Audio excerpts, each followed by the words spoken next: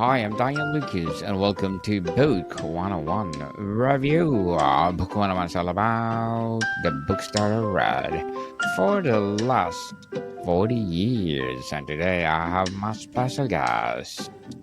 She is the founding executive of the Wholeness Network, no other than Miss Mechelle Wingle. What a great entrance. Welcome to Book 101, Miss Mechelle, and can you please introduce more about yourself? Yeah, my name's Mechelle. For so many years I was just a mom, a stay-at-home mom, not just, but I was a mom. And then, life kind of brings the upset. It kind of challenges you to transform and create something more with your life. And that's what happened to me. And so I turned to some alternative healing methods to kind of feel better. And it was so helpful. I created a platform where I bring experts together from around the world to kind of teach our little bits of truth and share them on a platform called the Wholeness Network. And we call it kind of a Netflix for wellness. There's hundreds and hundreds of videos, meditations. It's like the best of all the apps, but we do a lot of videos. I really like what we call a visual meditation. I know a lot of people don't like to meditate, so if you can just watch a little movie for a few minutes, it's enough to get you into that state of balance and feeling whole. We like to believe that we are all whole, every one of us. We are divine beings, whole, and yet we're at the same time striving for wholeness. So there's always room for growth, always room for new experiences, and we like to facilitate that growth and to be with you in those times that are maybe difficult. And we have an app that it's a free app, and there's so much on the free app to explore. But we want to be available anytime, anywhere, for whenever and whatever you need, mostly when you're having a hard time, but also to learn some things and to grow and to explore. Miss Mechelle Wingle, thank you so much for sharing your knowledge and wisdom to the world. And what the specific societal shift are driving this intense focus on wholeness right now? Well, I think that whenever there's a light, which the focus on wholeness is kind of a light, it's reflecting on something that is dark. And I think what's dark is that we don't understand who we really are. We don't understand that divine being within us. I think if we connect with that, if we really understand how the universe and time and eternity think of you as a divine being, it would be much easier to get along, to manifest the things that you desire, to feel healthy and happy. Maybe our health as humans, we have difficulties. Our health becomes strained at times, but we can always be whole, even in that process of unhealth or dis-ease. And it's a perspective that feels like it might be far away, but we're here, at least if it does, to help bring that a little closer. So I think the difficulty is that I think at the core, we react from places within ourselves that have maybe some fear, some pain, some trauma.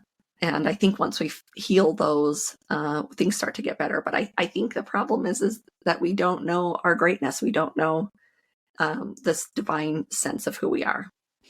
Is the prominence of wholeness primarily a reaction to our increasingly fragmented lives, or just like a life blur or information overload or social disconnection? How so?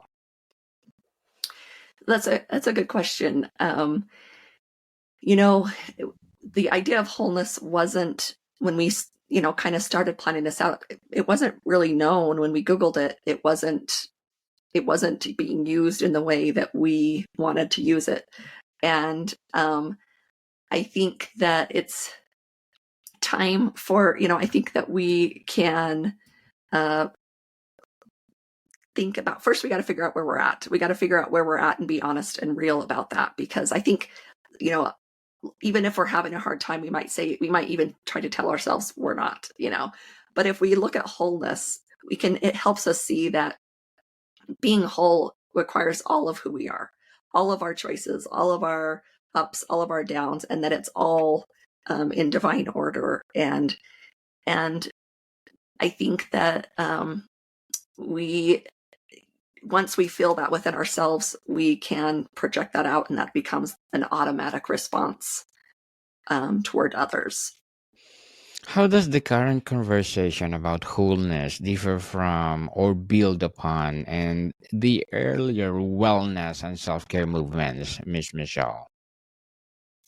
That's a great, for me, this is a really good question for me, because I struggle. I think wellness was kind of, I do have my coaching. I do coaching, but I feel like sometimes in coaching, it's kind of like push through. It's like we put people on pedestals because when they've made it through a traumatic event, and then they came out with no problems. Like, we really, really admire that.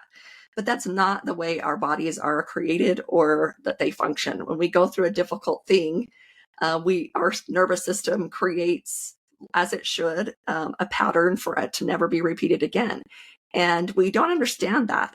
We want to just be able to overcome that. So the way as it used to be was trying to push through, to just, in my world, we use a lot of times I'll turn to an essential oil, or I'll turn to a crystal, or I'll turn to whatever, these things to help me feel better. But it's not about just pushing through to feel better. We got to look at what's underneath. We got to figure out what there really is. Because if there's something that's not right, we kind of need to address it. So I feel like what's changed is that we're willing to go in the dark. We're willing to allow the hard things to be part of our wholeness, rather than just push through and cheerlead and be heroic beyond it. It's like all of the whole journey, when we get to that place where we've overcome the difficulty, that is a glorious place to be. But that doesn't mean that the journey wasn't purposeful, or wasn't part of our plan, and wasn't part of what is helping us be whole. And so I think now it's just a little bit more of that, more of recognizing and allowing for the whole experience to be there. And when there's difficult experiences, we're not just going to pretend like they're not difficult.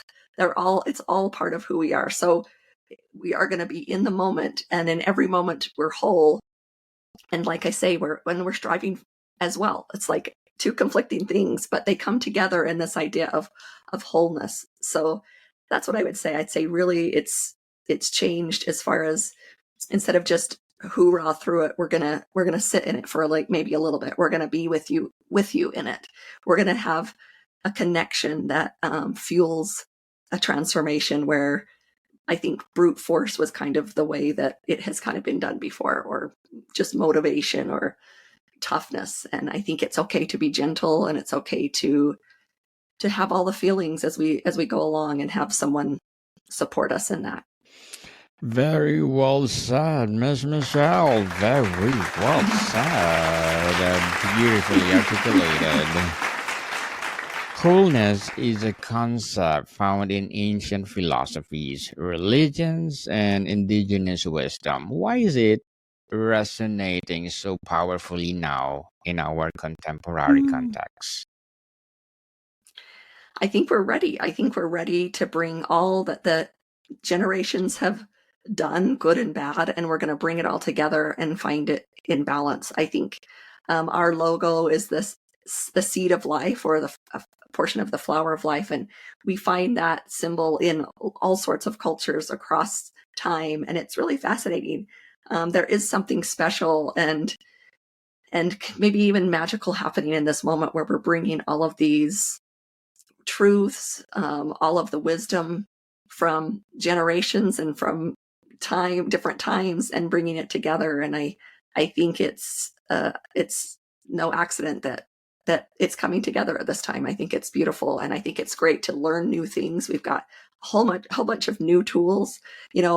I can use my platform to teach a chakra video that chakras have been around for thousands of years, but I'm going to use this new technology to teach about it. But that it's kind of this perfect combination of this modern and ancient practices, and how can we take the things that have lasted and add upon them and share them with more and more people, because they do help. They are helpful. Beyond just feeling good, what are the essential elements that constitute true wholeness? The essential wholeness, I think, first of all, it's a state of being, and it's going to feel different for everybody. And that's one of the things we have to understand, is what we're feeling now. And I'm talking feeling in your body. We feel emotions sensationally. We have sensations. We feel, so when we are feeling that sense of wholeness, usually it's just a place of balance, a hopefulness, a willingness. Sometimes when we're going through difficult things, it's difficult, but we have this willingness to show up. We're able to explore it rather than, fear it. And when those fear feelings come up, because they do, then that wholeness part of us, that whole part of us, can reach out to that feeling and treat it as if it's a child, as if it's a young part of us that needs care and comfort and tenderness. So yeah, I think that we feel it in our bodies, and we need to figure out what it feels like. It's different for everybody. But to really pay attention to that physical feeling and what it feels like. And we have to kind of know what it doesn't feel like to know what it does. And I think a lot of us, we kind of cut off our connection to our bodies for all sorts of reasons. And that's it's our biggest tool. I was told that the body is the communicator. It is the thing telling us whether our thoughts are on track, whether our emotions are high or low, whether we're connected or disconnected. So all the mind, body, spirit, soul, they all present within the physical body. It's our greatest tool and gift. As the founder of the Wholeness Network, Ms. Mechelle, what are your short-term and long-term goals? Well, we just started in 2025 our membership program. So you can join the Wholeness Network for, it's in US dollars, $5.55 a month. That's less than your favorite drink. It's because our goal is to reach the world. And with that, you get all of the library, and then we actually meet in person once a month. Well, actually, like one in the daytime, one in the nighttime, so that everybody we want to reach everybody. But our goal is so we just started that this year. So our goal is to grow our network. We want to create a community of safety, and our love live. We call them our love lives. That's when we meet online, and we call it love live because we hope, and we invite you to lean in, to open up, to validate and explore and expand together. And so that's our goal, is to help more and more people do that. And in the long run, we hope that we create more groups. We get more and more experts that can come and teach us their amazing things.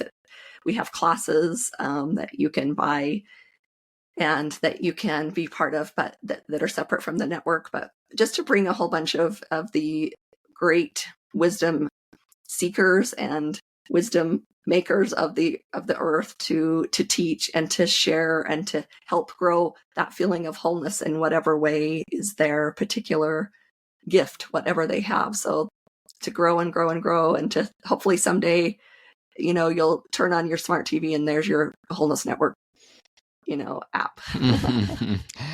Congratulations for that advocacy, Ms. Mechelle. Looking forward for your success. Thank you. And what would be your piece of advice for those people out there who want to be like you? Want to be like me? Yes, to be entrepreneur and to be at the Wholeness Network as well.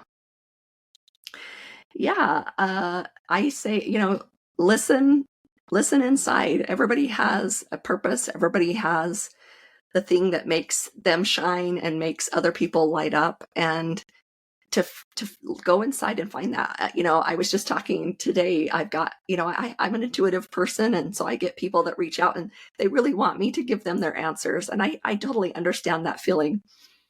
But I do get my answers, but it's because I keep vigilant my daily routine of, centering, of journaling. I've got reminders in my phone to keep me, checking in on my parts, who I am, the parts of me, and make sure that they're cared for. So that's what I would say. That's go inside, take care of yourself, nurture yourself, treat yourself as if you're a prized child. And from there, you will get the answer as far as how you can show up in the world in your best way with your best gifts. Thank you for your advice, Miss Mechelle, and I hope people are listening right now or watching us right now. Follow your advice. And can you recommend a book that influenced your journey? Yeah. So on our podcast, the Wholeness Network podcast, it's a great year in 2025. Each month we're taking a book. In the summer, we're taking a little break, but we are taking time to focus on some of our favorite books. And so I have plenty on hand. But we're gonna do this book in the fall. But the book that I think is really influencing me, especially right now, is a book called No Bad Parts by Richard Schwartz. And it is about parts work, or IFS. And if you haven't heard about that, it is just, I've done lots of trainings. I've been certified in lots and lots of different things. And this model, I just love that it just matches with wholeness so perfectly, because the idea is that everybody is born with what he calls this big S self, that we are born pure. He says he's this therapist. He's been a doctorate, he's a doctor of psychology, and he has worked for 40 years with this model. And he says that, no matter what people have been through, they have this piece of them, this core big S self, he says, that's connected, that has your answers, that has your place of healing.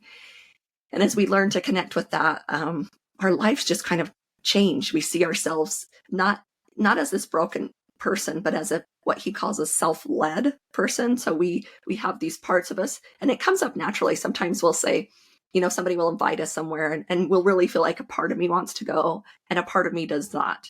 And it's really just about really listening to those two parts and honoring those two parts, and so sometimes when we're having an uncomfortable time, more often than not, we're what he calls blended with a part. We're making decisions from this part that has some kind of wounding. And when we can,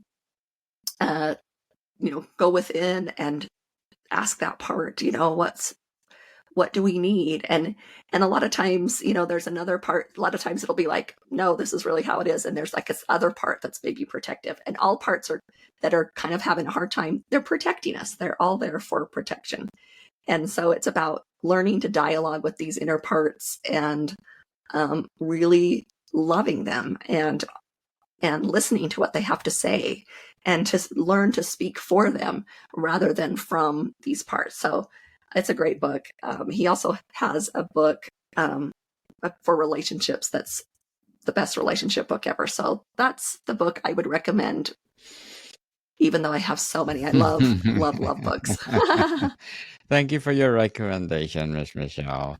And hoping people listening right now will read it and will be empowered. How can the language of wholeness be misused to avoid dealing with necessary personal work or difficult emotions or societal problems? Yeah. Well, I think we're so programmed that we're supposed to live, we're supposed to have certain things in our life, whether that's health or wealth or good relationships.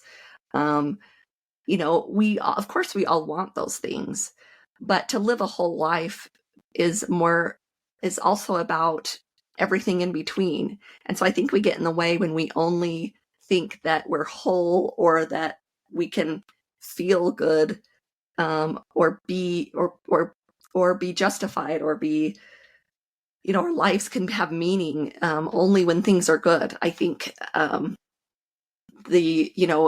in January, we talked about on the podcast, we talked about a book called The Big Leap, and he's convinced that we can feel good for the rest of our lives. And I think that might sound difficult for people, but it's not because we're going to just cheer ourselves up and make ourselves feel good no matter what. It's because we're going to go through and heal the parts that are wounded and the parts that can't allow us to feel good for whatever reason. And it's always surprising to find the reasons, because they're valid. They're valid reasons. There's valid reasons why we need to react a certain way or be a certain way. And so, yeah, I think that people, the misunderstanding is that, we're just trying to get somewhere. And that's the thing, is wholeness is always in progression. There is no where. It's the journey. It's the journey that is the beautiful journey. And sometimes we don't see that until the journey is done, but it's possible to find it now. It's possible to be there now. And that's wholeness in the good sense. Good sense indeed. What are some tangible daily practices that genuinely foster a sense of greater wholeness for people living busy modern lives? Yeah, I get it when it's like, I don't have a lot of time. I just want to say, I understand that feeling. I really, really do. And if time is something you need more of, that's, your first step is to start hoping for, manifesting and looking for that spare time. That's where you can begin. But there is I do really, really advocate for a morning practice. And so like and that's the library part of it's the library is, that's why the videos, sometimes they're 5 minutes long. Some of the meditations, maybe they're 10, maybe 15 minutes long at the most. But it's like, that's what my kind of hope was, is it was like, instead of going, how do I, to me, a daily routine to get myself centered, to get myself feeling empowered, to help me be ready for the day.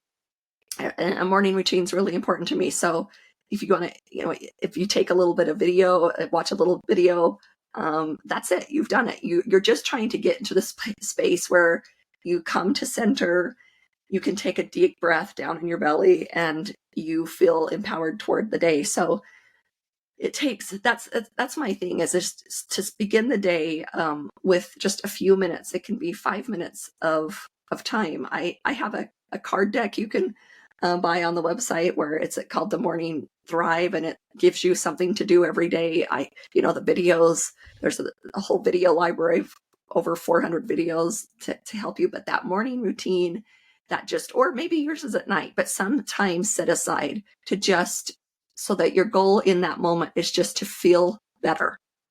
And it works. It does. It works to just feel better when you have the intention to do so. Miss Michelle, what has your own journey of understanding and seeking wholeness taught you that might surprise people? They might. I'd probably be surprised that one of the things that was really helpful for me was couples therapy. And me and my husband have been going to couples therapy. We're in our 5th year, and I don't know if we'll ever end, because I appreciate so much having a partner in my relationship. I feel like it's kind of like having a personal trainer at the gym. She's like a personal trainer in my relationship. And so I learned so much about going through therapy, about myself and about what is mine and what is not mine. And I had to learn that kind of the hard way. I had to I had to go through my journey of, I was the youngest. I was the extra little child at the end of a big family. I was the surprise.